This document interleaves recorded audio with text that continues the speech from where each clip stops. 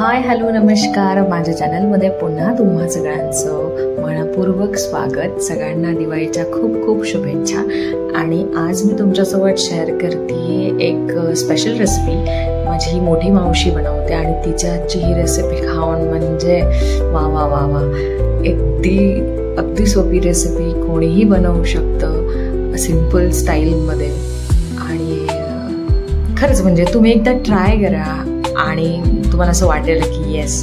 So बेसनाचे लाडू कोणाला आवडत नाही, बट ते बनवणं जरा अवघड असतं, ते खूप मोठी प्रोसेस आहे। पण त्याच्यासाठी हा एक शोधलेला शॉर्टकट आपण म्हणू शकतो। किंवा मोतीचूरचे जे आपण लाडू बनवतो ते घरी तसे होणं शक्य नाही होत, बट येस हे आहे पुरीचे लाडू।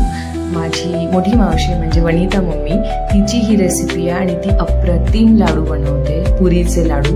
नागपूर साईडला ते जरा जास्त फेमस असतात आणि आउटस्टँडिंग अशी सुपर यमी मस्त रेसिपी आहे। तोंडात ठेवल्या तो असा एकदम बेसनाचा लाडू असतो, पण मोतीचूरवाली फिलिंग पण येते।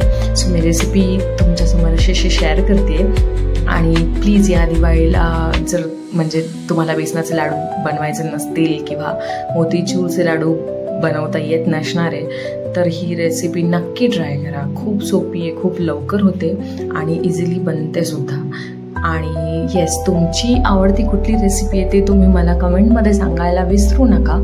तुम्हाला काय स्वीट आवडतं किंवा मी काय वेगळं करू शकणार आहे किंवा कुठली रेसिपी नेक्स्ट शेअर करायला पाहिजे तेही प्लीज मला सांगा। व्हिडिओ आवडला असेल तर लाईक शेअर कमेंट करा, चॅनलला सबस्क्राईब नसेल केलं तर सबस्क्राईब करा आणि असंच तुमचं प्रेम माझ्यासोबत असंच राहू देत। Thank you so much, enjoy.